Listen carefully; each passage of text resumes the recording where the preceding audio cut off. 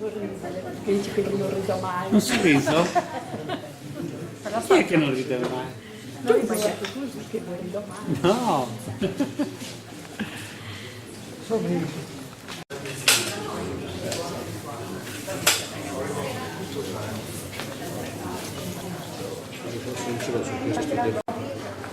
Di Gramsci. Io credo che la città di Torino debba veramente tanto a persone come Gramsci e credo anzi che in questi ultimi tempi forse si siano un po' dimenticati certi messaggi politici, culturali, intellettuali e umani che Gramsci ci ha lasciato. Tra i tanti ne vorrei ricordare uno in particolare, ed è l'onestà intellettuale, ed è il ruolo dell'intellettuale come persona che non è al servizio del governo, non è al servizio del potente di turno, non è al servizio del principe. Ecco, io questo credo che sia veramente l'insegnamento più interessante, che almeno per me, al di là poi dei temi politici sui quali naturalmente si può discutere a lungo, ma io vorrei ricordare che questa è la città anche di Piero Gobetti, la città di Galante Garrone, la città di Massimo Mila, la città di Antonicelli, la città di Norberto Bobbio, e mi verrebbe da dire, sempre pensando a intellettuali fuori dalle righe e che hanno lasciato un patrimonio importante in questa città, mi verrebbe anche da ricordare Costanzo Preve, filosofo che è morto da poco, e addirittura Luca Rastello. Sì, so che do fastidio a qualcuno magari citando questi nomi, ma sono nomi che appunto sono fuori dal coro, sono nomi che secondo me sono da ricordare, da rispettare, da studiare, perché sono persone che hanno testimoniato la possibilità di discutere di problemi proprio come in un certo senso Gramsci ci aveva invitato a fare, e cioè con grande rispetto di chi mette intellettualità onesta e con grande disprezzo di chi invece questa intellettualità la svende al primo potente che passa. E chiudo dicendo ancora una parola. Il titolo di questo convegno è certamente interessante, ma io non parlerei di crisi della politica, io parlerei di politica brutta e politica buona, di partiti buoni e partiti cattivi. Direi invece crisi, sì, ma crisi di qualche cos'altro, e invece forse noi qua possiamo ristabilire un primato della politica che sicuramente si basa, ripeto ancora una volta, sull'intellettualità. Ciò che stiamo per fare, secondo me, è utile richiamare la distinzione che era propria di Bobbio anche riguardo a Gramsci tra un modo di affrontare i temi guardando a come stanno le cose.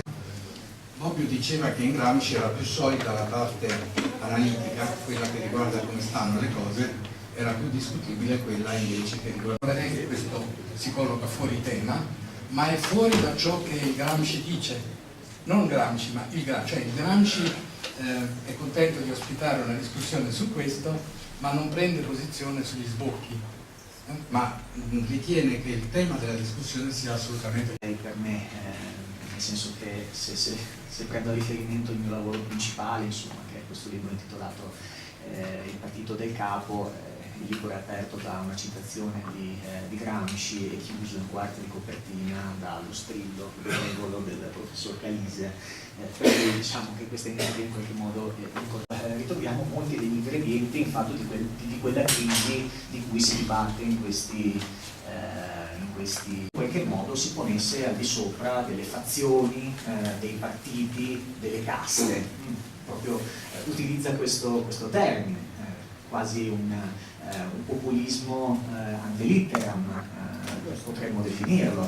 E tutto lì questo concetto, capiamo anche facilmente il perché del successo. Ci muoviamo in un contesto che si è profondamente allontanato da quella modernità di cui parlava Gramsci, associandoli appunto come attore cruciale, appunto, che hanno a che fare con quegli ingredienti di cui già parlavo in precedenza, e cioè fonti di informazioni sempre più ampie.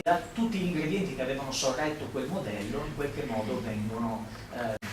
Il professor Borgignon secondo me ha molto utilmente allargato lo sguardo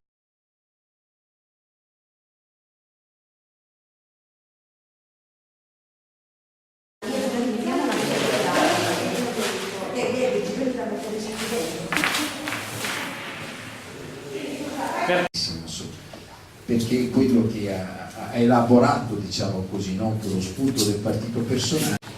I zingari non li vogliamo. Le cose da Perzas, poi c'è l'agriturismo di...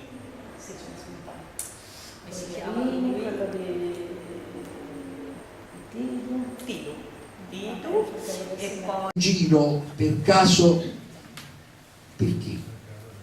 Perché se il re stava in salute, se il re sopravviveva, ma se in questa situazione di estrema, come dire, volatilità, nella quale innanzitutto possiamo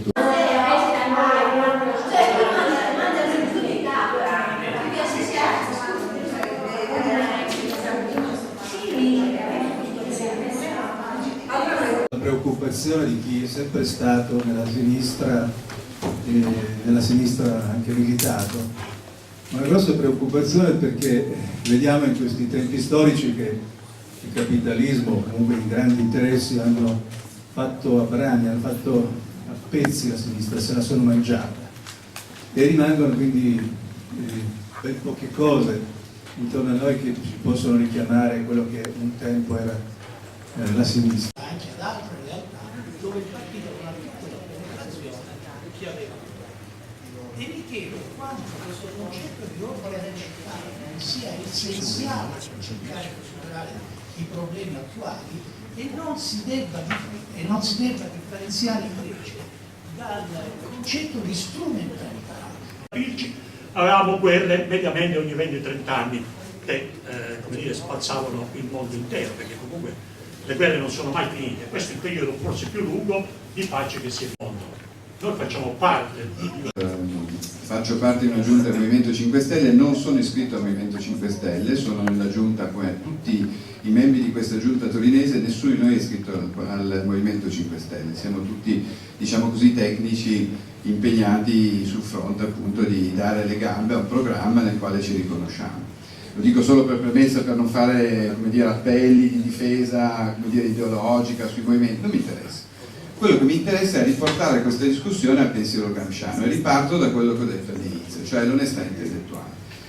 Vorrei chiedere un testo di Gramsci, la concezione materialistica della storia che ha detto Corto. Una copia, tutte le biblioteche. Da venire qua. Una copia.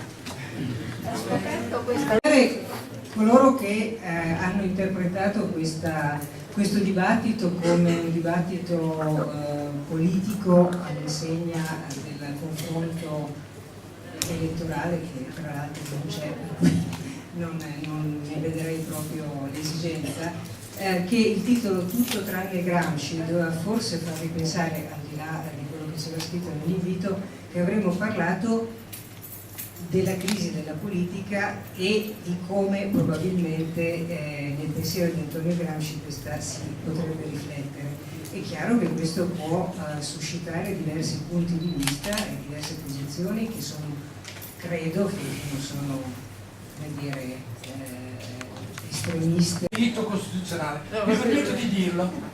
Qui sono, se va bene, qui sono da intellettuale, se va bene.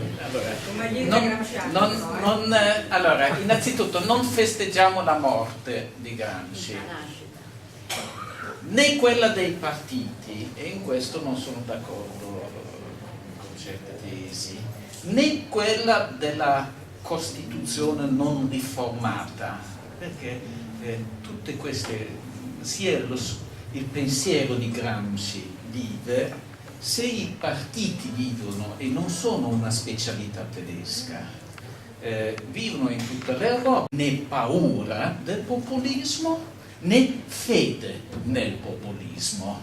State innanzitutto a guardare che cosa è realmente, in che